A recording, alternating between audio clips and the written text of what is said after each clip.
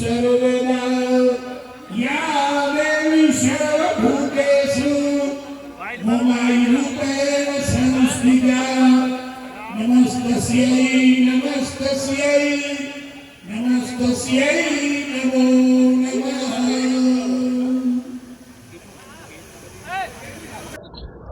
भारतीय जनता पार्टीना તમામ સાંસદશ્રીઓ તમામ ધારાસભ્યશ્રીઓએ જે સ્નેહ મિલનનું આયોજન યોજ્યું એવી રીતે આજે અમારા રાપર વિધાનસભા ક્ષેત્રનું સ્નેહ મિલન આયોજન રાપર વિધાનસભાના માન્ય ધારાસભ્યશ્રી અને પ્રમુખ શ્રી કચ્છ જિલ્લા રાજપૂત ક્ષત્રિય સભા વિરેન્દ્રસિંહ જાડેજાનું આજે એક આ સ્નેહ મિલનનું અમારા પરિવારનું જે આયોજન હતું એમાં આપ સૌએ જોઈ એ રીતના સમગ્ર વાગડમાંથી અને સમગ્ર કચ્છભરમાંથી ખૂબ મોટી સંખ્યામાં અમારા સૌ સ્નેહીજનો સૌ મિત્રો સૌ પરિવાર જેવા જે અમારા વર્ષોથી ત્રણ પેઢીના સંબંધો છે એવા સૌ મારા કાર્યકર્તા મિત્રો ખૂબ બહોળી સંખ્યામાં પધાર્યા હતા। આ કાર્યક્રમમાં આજે મોગલધામ બાપુ હોય, પૂજ્ય પાકડસર બાપુ હોય, હનુમાનધામ મહંતશ્રી હોય, કાપડી દાદા હોય, આત્માનંદજી હોય, મોમાઈ મોરા જાગીર હોય, રવેચી માતાજી જાગીર હોય, એ ઘણા બધા સંતો પણ આજે આશીર્વાદ દેવા માટે અહીં પધાર્યા હતા। રાજકીય ક્ષેત્રે પણ કચ્છના માન્ય સાંસદ શ્રી, ગુજરાત ભાજપના મહામંત્રી વિનોદભાઈ ચાવડા, કચ્છના તમામ ધારાસભ્યશ્રીઓ કેશુભાઈ, માલતીબેન, પ્રદ્યુમનસિંહ, અનુરુદ્ધભાઈ, ત્રિકમભાઈ સૌ હાજર રહ્યા હતા અને કચ્છ જિલ્લા ભારતીય જનતા પાર્ટીના અધ્યક્ષ દેવજીભાઈ, અંગદાનના પ્રણેતા આદરણીય દિલીપ દાદા, હજી ઘણા બધા નામ લઈ શકાય પણ કચ્છભરના તમામ જિલ્લા પંચાયતના ઘણા બધા ચૂંટાયેલા સભ્યો, તાલુકા પંચાયત, નગરપાલિકાના સભ્યો, પ્રમુખો, જિલ્લા પંચાયત પ્રમુખ જનકસિંહ અને મોટી સંખ્યામાં સૌ કચ્છભરમાંથી રાજકીય સામાજિક આગેવાનો ઉપસ્થિત રહ્યા હતા અને આજે હું આપના માધ્યમથી પણ બધાએ જે આટલી મોટી સંખ્યામાં ઉપસ્થિત રહ્યા માટે ખૂબ હૃદયપૂર્વકનો અમારા પરિવાર વતી આભાર માનું છું અને નવા વર્ષની ખૂબ હૃદયપૂર્વકની શુભકામનાઓ પાઠવું છું। અને આજે જેટલા પણ આગેવાનો આવ્યા બધાએ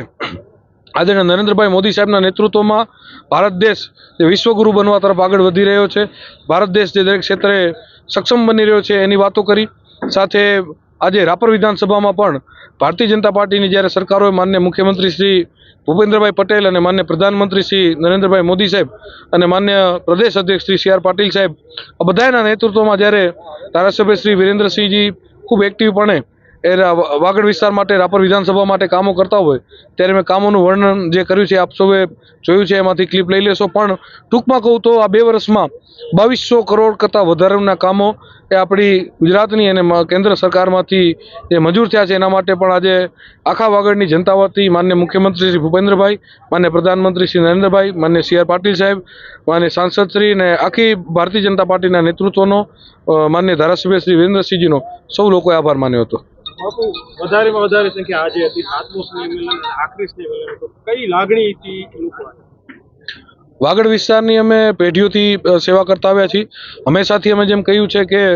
રાજકારણ એ અમારા માટે એક સેવાનું સાધન છે। દિવસ રાત જોયા વગર લોકોના કામ માટે અમે દોડતા હોઈએ છીએ। રાતના 2 વાગે પણ દવાખાનાના કામથી ફોન આવે, પોલીસ સ્ટેશનના કામથી ફોન આવે કે ભચાઉ એટલે કચ્છનું એન્ટ્રી મથક છે, કોઈનું પણ એક્સિડન્ટ થયું હોય, કોઈના સગાવાલાનું એક્સિડન્ટ થયું હોય તો આખા કચ્છમાંથી અમને ફોન આવતા હોય। ક્યારે અમે રાતે એમ નથી જોયું 2 વાગ્યા છે, 3 વાગ્યા છે, અમે જાગીને દિવસ રાત જોયા વગર લોકો માટે કામ કર્યા છે અને આ 3 પેઢીથી એક લાગણી અમારી જોડાયેલી છે। એટલે આપ સૌએ જોયું કે સોશિયલ મીડિયાથી અને